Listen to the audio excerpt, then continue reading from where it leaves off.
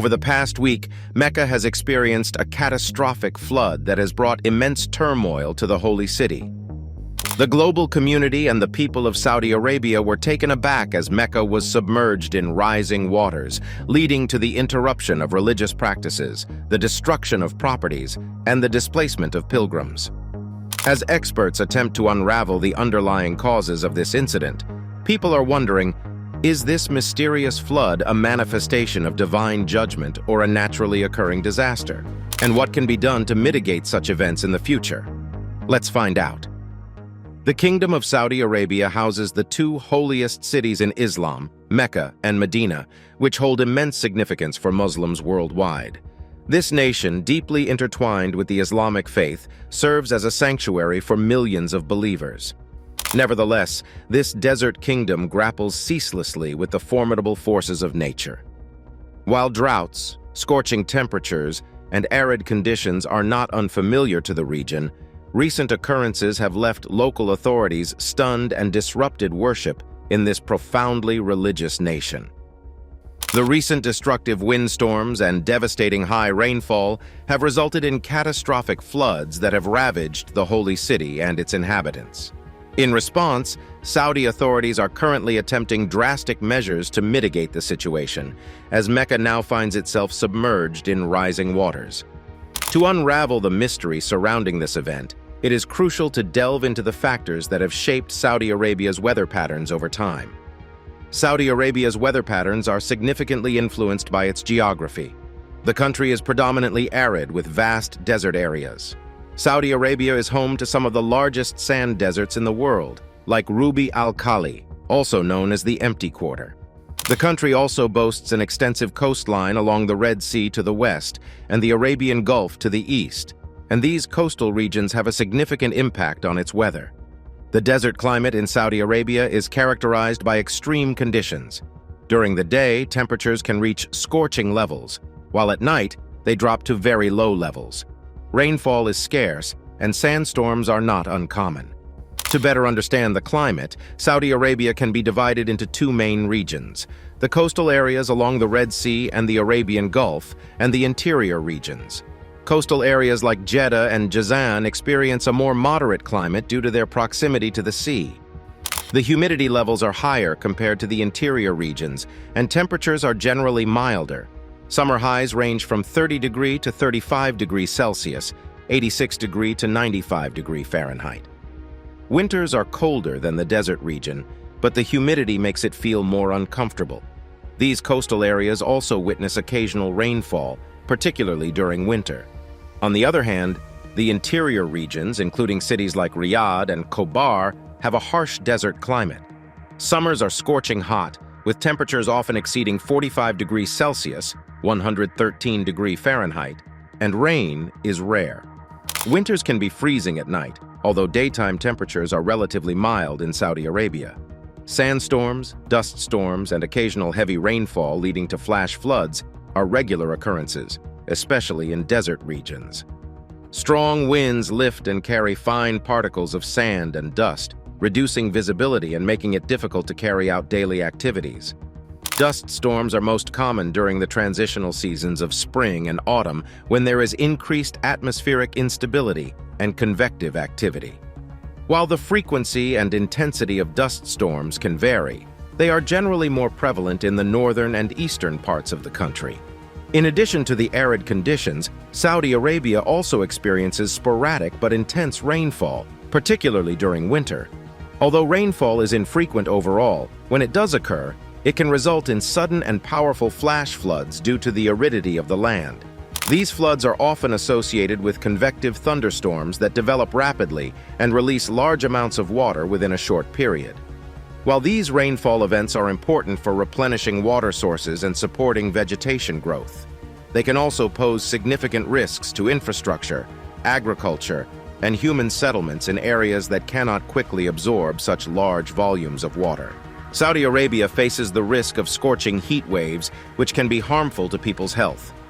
The combination of high temperatures and low humidity levels during the hottest months of the year can lead to heat-related illnesses and discomfort. It also strains the country's energy resources as the demand for cooling systems increases. In recent times, Saudi Arabia has experienced some unusual weather patterns that have captured public attention. For example, there have been reports of snowfall in the northwestern parts of the country, which is quite rare. These events have sparked discussions among the public about the potential impact of global climate change on Saudi Arabia's weather patterns. The arid desert climate, sandstorms, occasional heavy rainfall, and high temperatures have always posed challenges, but no one was expecting that would be Mecca submerged in catastrophic floods. What are the most devastating flood incidents that Saudi Arabia has encountered? With the changing climate and human activities, floods have become a growing concern in many parts of the world. Even in Saudi Arabia, a country known for its dry climate, floods have become a regular occurrence and pose significant risks. These floods are now considered an annual disaster, causing widespread damage and having a major impact on the affected areas. So, why does Saudi Arabia experience such a high frequency of floods? Let's take a closer look at some of the flood patterns in the nation. In November 1985, Saudi Arabia faced heavy rainfall in the northwestern regions, resulting in what has been described as the worst flood in that area in half a century. Streets were submerged in over a meter of water, bringing life to a standstill for 3 days. Jeddah and the surrounding areas suffered widespread destruction and loss of life. The heavy rainfall overwhelmed the drainage systems, leading to extensive flooding in many areas. The impact was devastating, resulting in the loss of many lives, damage to thousands of homes, and severe harm to critical infrastructure like roads and bridges. In 2009, another catastrophic flood struck the city of Jeddah. Once again, the flood was caused by an unusually heavy amount of rainfall, resulting in flash floods that overwhelmed the city's infrastructure and caused widespread devastation. The city's drainage systems were ill-equipped to handle such a large volume of water, leading to flooding of roads, neighborhoods, and public facilities.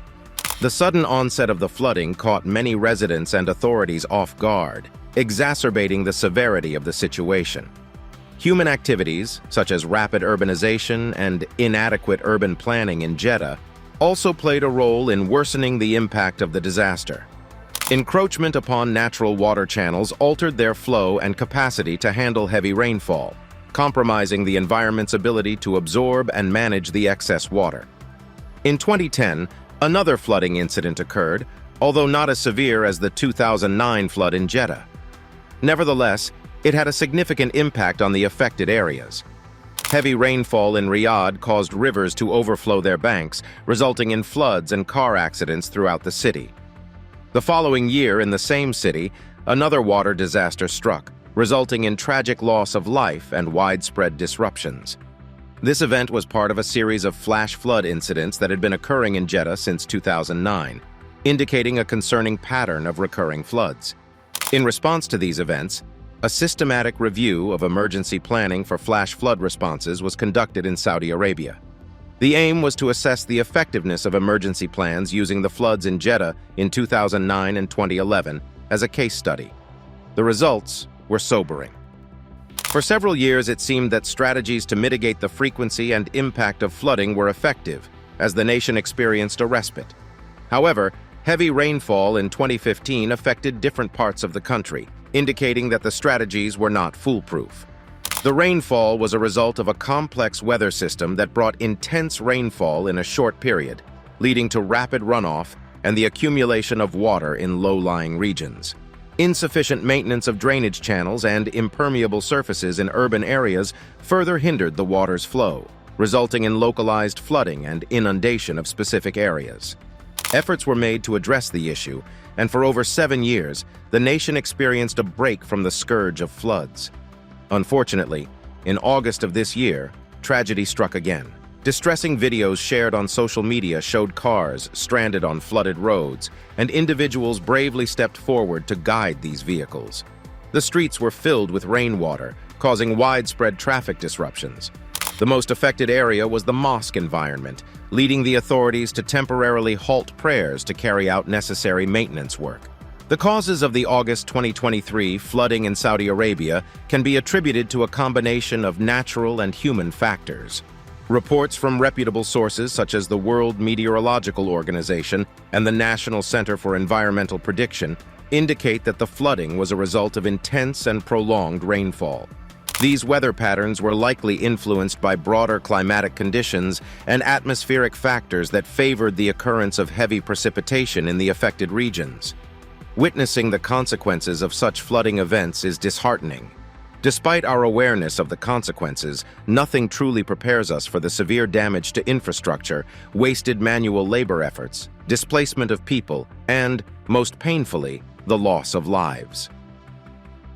What are the consequences of the flood on animals? What led to this terrifying submerging of the Holy City? The devastating consequences of floods extend beyond their impact on human populations. Local animal populations also suffer greatly from these natural disasters. One of the primary challenges for animals is the disruption of their natural habitats.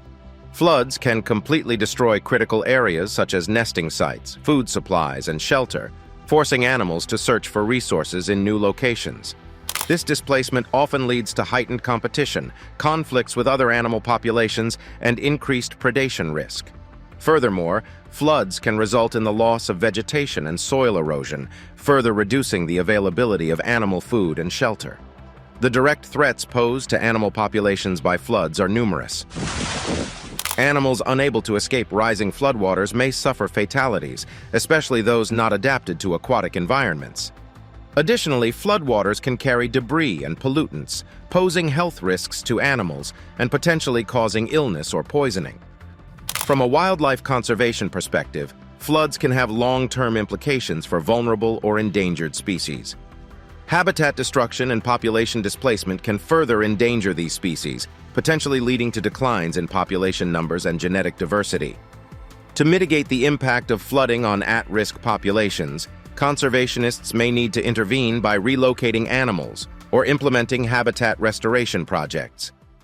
In addition to the direct impact on animal populations, floods also disrupt the food chain and resource availability for animals. Aquatic species may experience changes in water quality and nutrient availability due to flooding, affecting their survival and reproductive success. Terrestrial animals, on the other hand, may find their food sources submerged or washed away, leading to scarcity and the risk of malnutrition. Addressing the increasing frequency and impact of flash floods in Saudi Arabia requires a comprehensive and effective approach. Both local and national authorities must thoroughly study and understand the causes of floods, including both natural and human factors. By doing so, they can strategically implement measures to reduce the risks associated with these natural disasters. Unfortunately, human actions contribute significantly to the occurrence of floods in Mecca. One major factor is the rapid expansion of cities and infrastructure. As urban areas grow, natural landscapes are replaced by impermeable surfaces such as roads, buildings, and parking lots. This inhibits the ability of water to seep into the ground, leading to increased surface runoff. Consequently, rainwater flows over the land, overwhelming drainage systems and natural waterways during heavy rainfall. Inadequate urban planning and development also contribute to flooding. Sometimes cities expand without considering flood risks or implementing proper stormwater management measures. This can result in construction in flood-prone areas and changes to natural drainage patterns, exacerbating the impact of heavy rainfall events. Poorly managed construction practices, such as improper land grading and insufficient drainage systems, can cause localized flooding. Additionally, improper disposal of waste and debris can clog drainage systems and water channels, further hindering the natural flow of water and increasing the risk of flooding during intense rainstorms. Furthermore, human-induced climate change plays a significant role in altering precipitation patterns, leading to more intense and unpredictable rainfall events. Greenhouse gas emissions from industrial processes, transportation, and energy production contribute to global climate change, which in turn increases the likelihood of flooding in various regions of the nation. To mitigate the devastating consequences of floods, a multifaceted approach is required. Firstly, establishing robust flood management and early warning systems is crucial. By utilizing advanced technology and real-time data, authorities can predict flood events and issue timely warnings to the public, enabling people to prepare and evacuate as needed. Strategic urban planning and infrastructure development are vital in managing flood risks. Proper drainage systems, flood barriers, and zoning regulations can help prevent construction in high-risk flood areas. Green infrastructure, such as porous pavements and green spaces, plays a role in absorbing excess water during heavy rainfall, reducing the chances of flooding. Public awareness campaigns and community engagement are also significant. Educating the population about flood risks and emergency preparedness empowers individuals to protect themselves and their properties during floods. Proactive ecosystem restoration and conservation efforts contribute to flood mitigation by preserving wetlands, restoring riverbanks, and implementing reforestation initiatives. These measures regulate water flow, reduce erosion, and enhance natural resilience against flooding. Investing in resilient infrastructure is crucial.